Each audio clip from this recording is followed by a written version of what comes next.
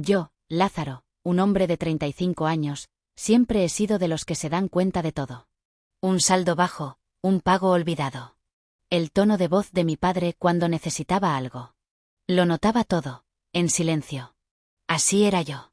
Así esperaban que fuera. Así que, cuando la alerta llegó a las 2:17 de la madrugada, no me entró el pánico. Me quedé mirando el número un buen rato. 5.200 € retirado. Desaparecidos. Al principio, pensé que era un fraude. Algún extraño, algún error. Pero cuanto más miraba, más se instalaba un pensamiento diferente, uno al que no quería ponerle nombre aún. Me senté en la cama. Sentía el pecho apretado, no por miedo, sino por reconocimiento. Me llamo Lázaro Mendoza. Tengo 35 años. Trabajo en la administración de un hospital.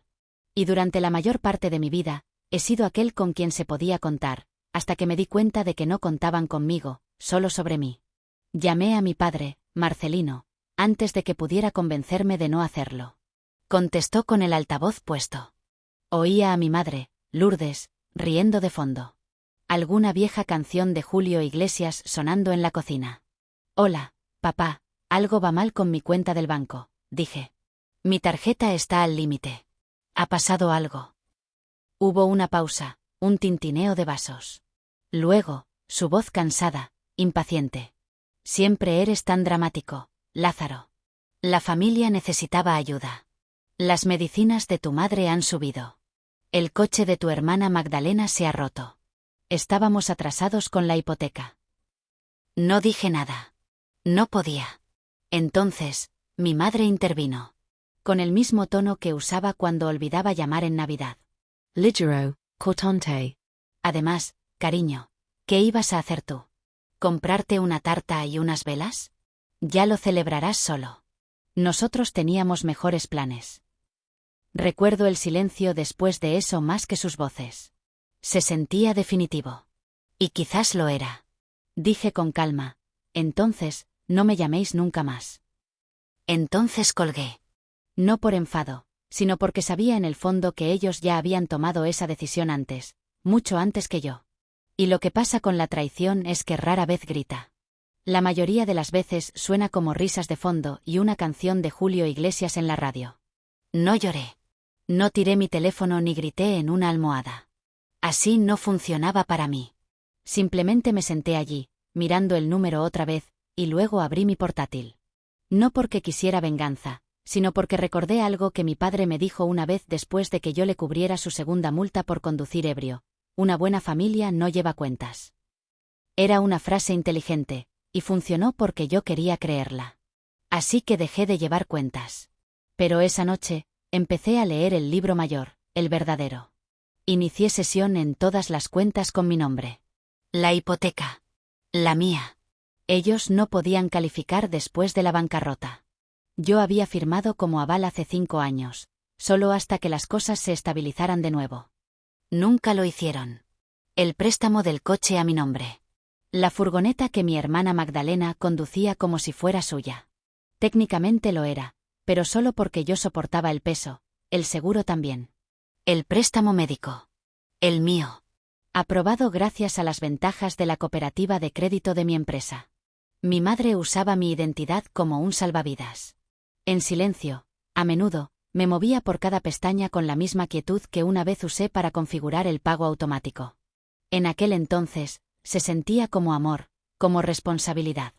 Ahora, se sentía como un consentimiento que nunca di realmente. Así que empecé a hacer clics. Hipoteca cancelada. Ya había hecho los últimos 3 pagos yo mismo.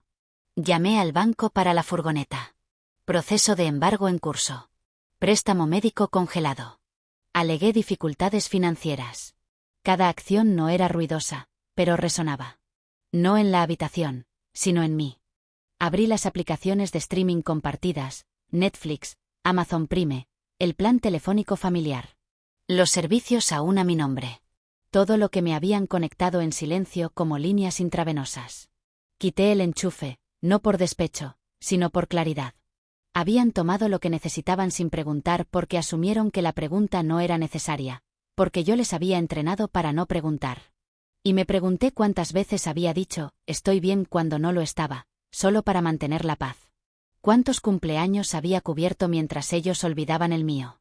¿Cuántas transferencias nocturnas hice mientras ellos dormían plácidamente en una casa que yo pagaba? Lo llamaban familia. Pero la forma en que me usaban, se parecía más a una factura. Esa noche no dormí, pero tampoco lloré. En cambio, abrí una nueva carpeta en mi escritorio. La llamé simplemente Historia. Y por primera vez en años, empecé a guardar los recibos. La primera vez que me di cuenta de que no era el hijo en mi familia fue un martes. Tenía 12 años. Era primavera, todavía hacía frío por las mañanas. Recuerdo la luz parpadeando en la cocina. No dramático, solo tenue. Mamá estaba sentada a la mesa sosteniendo un sobre que aún no había abierto. Conocía el color, amarillo pálido con letras rojas, la factura de la luz. No lloró de inmediato. Eso siempre venía después. Primero suspiraba, miraba sus manos. Golpeaba el sobre una vez, luego dos, como si pudiera cambiar si esperaba lo suficiente. Lázaro, dijo sin levantar la vista. ¿Puedes ir a buscar el bote de las monedas del armario? Lo hice. Lo abrió, contó monedas de 1 euro, de 50 céntimos. Luego se recostó, con los ojos húmedos pero aún secos. Ese era su truco, triste sin sonido. Vamos a estar bien, dijo. Pero yo sabía que no lo estábamos. Esa tarde, caminé hasta la peluquería de doña Elena, 3 manzanas más abajo. La dueña era anciana y dulce y una vez me dijo que yo doblaba las toallas mejor que su sobrina. Le pregunté si necesitaba ayuda. Me miró durante un segundo demasiado largo, luego dijo, ¿qué sabes tú de barrer pelos? Dije, lo suficiente. Barría todos los días después de la escuela por 5 euros la hora. No porque alguien me lo dijera, sino porque sentía que alguien tenía que hacerlo. Ese verano, las luces se mantuvieron encendidas. Mamá lo llamó un milagro. Papá dijo, ese es nuestro chico, siempre da la cara. Nunca preguntaron por qué lo hacía. Y nunca les dije que era la primera vez que me sentía más seguro siendo el adulto en la habitación. Algunos niños tienen primeros recitales, primeros trofeos, primeros besos. Yo tuve la primera responsabilidad, y nunca se detuvo realmente. Mirando hacia atrás ahora, creo que ese fue el momento en que ocurrió el cambio. No de golpe, sino lenta, silenciosamente, el hijo que estaban criando se convirtió en el techo sobre sus cabezas. Y lo más aterrador, pensé que eso era amor. Solía guardar sus mensajes, los dulces, los textos de estamos orgullosos de ti, los mensajes de voz de eres nuestro milagro, Lázaro. Los repasaba cuando el trabajo se ponía pesado o los cumpleaños se volvían silenciosos. Mamá escribió una vez, no lo decimos lo suficiente, pero eres todo lo que siempre esperamos. Solía llorar leyendo eso. No porque me pusiera triste, sino porque me hacía sentir visto. Como si todos esos turnos extra, todos esos silenciosos sacrificios tuvieran sentido. Pero lo que pasa con las palabras es que no se sostienen bien cuando las apilas junto a la acción. Porque mientras esos mensajes me llamaban una bendición, las facturas seguían llegando a mi nombre. Las contraseñas seguían siendo mías, los recordatorios del alquiler, las renovaciones del seguro, los avisos de descubierto que nunca me contaron hasta que fue demasiado tarde. Volví a la carpeta de historia esa noche, abrí un extracto bancario de hace 2 años. Habían cargado a mi tarjeta la cena de cumpleaños de mamá cuando ni siquiera me invitaron, luego otra. El reemplazo de neumáticos de Magdalena, luego mejoras de streaming, luego vino. Cada transacción era pequeña. Pero no fue la cantidad de dinero lo que me rompió. Fue el patrón, la silenciosa expectativa, la creencia de que cubriría la diferencia porque siempre lo había hecho. Y si no lo hacía, dirían que había cambiado. Que el éxito me había vuelto frío, que había olvidado de dónde venía. Pero recordaba exactamente de dónde venía. Venía de avisos pegados a nuestra puerta. De ver a mamá simular convulsiones en urgencias para evitar los copagos, de papá llamando a cada euro prestado un regalo para que no se sintiera como una deuda. Y en algún momento, me convertí en su prueba de redención. El que hizo que no tuvieran que explicar por qué no lo habían hecho. En cada foto familiar en Facebook, me etiquetaban. En cada historia de éxito, yo era el titular. Pero entre bastidores, también era la línea de presupuesto, su hijo milagroso con un libro mayor. Esa noche, Hice capturas de pantalla, imprimí extractos, etiqueté carpetas. No por despecho, sino porque la manipulación es más fácil cuando no se guardan registros. Y estaba cansado de que me dijeran que tenía suerte de dar. Así que empecé a guardar recibos, literales, emocionales, todo, porque necesitaba algo a lo que agarrarme cuando el recuerdo de ser amado ya no se sintiera real. El mensaje de voz llegó 3 días después.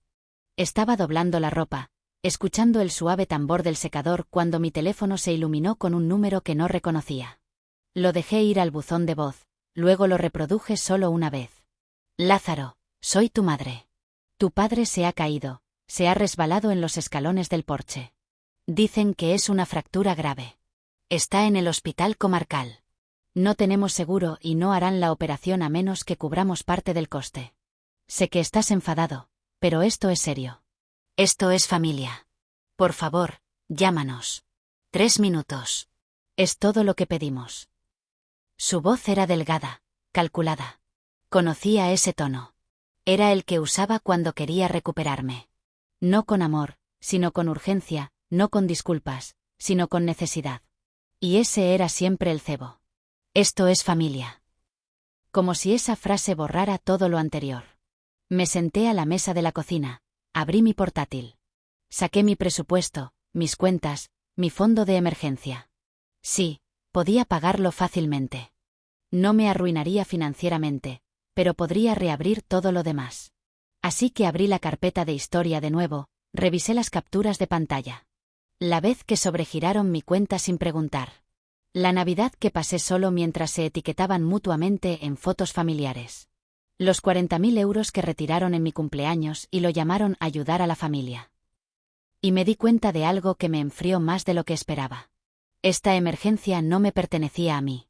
Pertenecía a las personas que me habían tratado como una tarjeta de débito durante años. Personas que nunca se disculpaban, solo cambiaban de tema, que decían, te amamos con condiciones enterradas en la culpa. Así que no devolví la llamada. En cambio, escribí un cheque no al hospital, sino a mí mismo, un depósito en mi fondo de paz, un recordatorio de que se me permitía elegirme a mí mismo, de que los límites no son crueldad, sino claridad. Y la culpa, llamó como siempre. Pero esta vez, no abrí la puerta. Envié un mensaje de texto a mi prima Luciana en su lugar. Ella había estado reenviándome los mensajes de su grupo toda la semana. Escribí, diles que espero que se cure, pero no volveré a sangrar para arreglar sus heridas. Ella no respondió. Solo lo leyó. Y se quedó en silencio. Pero ese silencio no dolía esta vez. Se sentía como aire. El chat grupal cambió de nombre al día siguiente. Solía llamarse Grupo Familiar Mendoza. Ahora era Equipo Principal. Yo ya no estaba en él. No recibí un mensaje, ni una notificación. Luciana solo me envió una captura de pantalla. Sin leyenda. No necesitaba una. Esa tarde, siguieron llegando capturas de pantalla. Mi madre había publicado un estado en Facebook. Siempre son los tuyos los que más te hieren. Sin nombres. Pero los comentarios llenaron los espacios en blanco. La criaste demasiado suave. Te lo debe todo. Los niños de hoy, sin respeto, sin corazón. Y luego empezaron los mensajes privados de tías viejas que no había visto desde la escuela secundaria, de vecinos que una vez pidieron azúcar prestado y ahora emitían juicios como si fueran escrituras sagradas. Lázaro, sé que es complicado, pero siguen siendo tus padres. Tu madre está desconsolada. Tiberius avergonzat. Avergonzado. Esa palabra resonó más fuerte de lo que ninguno de ellos pretendía. No porque estuviera de acuerdo, sino porque durante la mayor parte de mi vida lo había estado. Avergonzado de decir que no. Avergonzado de sentirme cansado. Avergonzado de no poder llevar a todos sin romperme. Estaban llorando algo, me di cuenta, no la pierna de mi padre, no un miembro de la familia perdido por la enfermedad. Estaban llorando el acceso. Acceso a mi dinero, acceso a mi tiempo, acceso a la versión de mí que nunca pedía nada a cambio. Y les 2G. Les 2G gritar, affligirse, armeter. Porque el dolor en su esencia es solo amor sin un lugar a donde ir. Pero yo ya no era su hijo. No el que habían moldeado a partir de la obligación y el silencio. Y no necesitaba discutir. No necesitaba defenderme porque este no era mi funeral. Era el suyo. La muerte del derecho. El entierro de la versión de Lázaro que inventaron para sobrevivir. Y no iba a enviar flores. La invitación llegó por correo, no a través de un mensaje de texto grupal. Sobre blanco, borde dorado, escrito a mano. Era de Lola, mi prima pequeña, la Calada. Ella no hizo preguntas cuando todo se vino abajo. No reenvió chismes. No presionó. Solo envió la invitación con una nota. Si vienes, ven como eres. Es todo lo que quiero. Así que fui. No compré un vestido nuevo. Llevaba satén negro. No para llorar, sino para marcar algo. No un funeral, sino el cierre de una puerta tras la que ya no estaba. Cuando entré en el salón de recepción, lo sentí antes de verlos. Mis padres, papá con un smoking alquilado, apoyado en un bastón como si fuera parte del acto. Mamá con un vestido 2 tallas demasiado apretado, goteando joyas prestadas y arrepentimiento. Sus ojos se fijaron en mí como si llegara tarde a algo que había arruinado. No me inmuté. Tomé mi asiento junto a los amigos de la Universidad de Lola, me reí de chistes internos que no conocía, comí el pollo, halagué los centros de mesa y bailé. Dios, cómo bailé. Porque la alegría en ese momento no era decoración. Era desafío. A mitad de la cena, mi madre pasó por detrás de mi silla. No dejó de caminar, solo dejó que sus dedos rozaran la parte superior del asiento, su voz apenas por encima de un susurro. «Te ves diferente». Me giré, la miré a los ojos, luego respondí con firmeza. «Lo soy». Ella abrió la boca para decir algo más, pero levanté la mano. No con dureza, solo definitivo. «Estoy aquí por Lola, no por ti». Sus ojos no se llenaron de dolor. Se llenaron de pérdida. El tipo de pérdida que solo llega cuando te das cuenta de que el puente ya está quemado y la persona al otro lado ya no está esperando. Más tarde, durante el brindis, papá levantó su copa y escaneó la sala. Cuando sus ojos se encontraron con los míos, hubo un parpadeo como si esperara un asentimiento, una sonrisa, algo para volver a meter en el viejo guión. No parpadeé porque la paz no viene de fingir que no pasó nada. Viene de saber que no le debes a nadie un regreso al papel que te dieron. Me fui antes del postre. Sin despedidas, sin últimas palabras, solo una caminata hasta el coche con tacones que dolían y hombros que no. Y cuando llegué a casa, abrí mi portátil, inicié sesión en una última plataforma olvidada. Pago automático, un clic. Y así, saqué mi infancia de la repetición. A la mañana siguiente, me senté en mi escritorio con una taza de café tibio y una lista. No una lista de tareas pendientes, no un rastreador de deudas, solo una lista titulada Cosas que nunca acepté.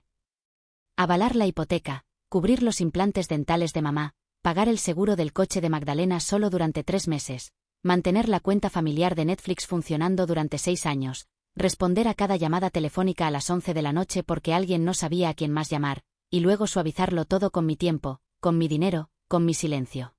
Hice clic en las pestañas como si fuera memoria muscular, inicio de sesión bancario, proveedor de telefonía móvil, servicios de streaming, esa vieja cuenta de gas que todavía estaba a mi nombre desde 2019. Cada una venía con un recuerdo que no quería pero no podía olvidar. La vez que me hicieron una cena de cumpleaños a mi costa. La noche que mamá lloró porque la casa no se sentiría como un hogar sin internet. Y lo pagué de nuevo. El mensaje de voz de papá diciendo, solo envía lo que puedas. Confiamos en ti. Confianza. Esa palabra siempre había sido una correa disfrazada de conexión. Así que abrí la última cuenta, la más antigua, una factura que había estado pagando desde que tenía 16 años y no sabía nada mejor. Me quedé mirando el número. No era grande, pero no se trataba del número.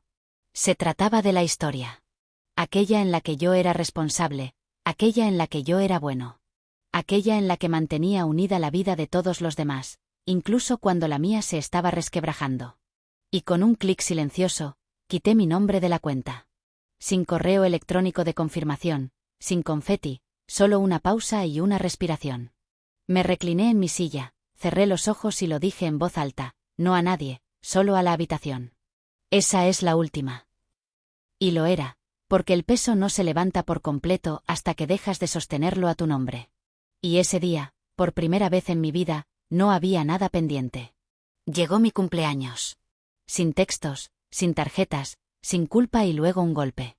Era Luciana sosteniendo un pastel. Sin cámaras, sin espectáculo. Ella sonrió suavemente. Tú nunca fuiste el problema, susurró. Solo fuiste el primero en escapar. Encendimos las velas. No pedimos deseos. Solo respiramos. Porque la curación no siempre es ruidosa. A veces es cerrar una puerta que solía abrirse para todos menos para ti. Y esta vez, cuando llegó el amor, no vino con un recibo. No me alejé para castigarlos. Me alejé porque quedarme significaba perderme a mí mismo, un compromiso silencioso a la vez. Solía pensar que el amor se parecía al sacrificio. Ahora sé que el verdadero amor nunca te hace demostrar tu valía para conservarlo. Si alguna vez has elegido la paz por encima del permiso, si alguna vez has dejado de contestar el teléfono, no por ira, sino por supervivencia, no le debes a nadie una explicación, solo una palabra o un punto. Así que sé que no soy el único que se fue y finalmente empezó a respirar.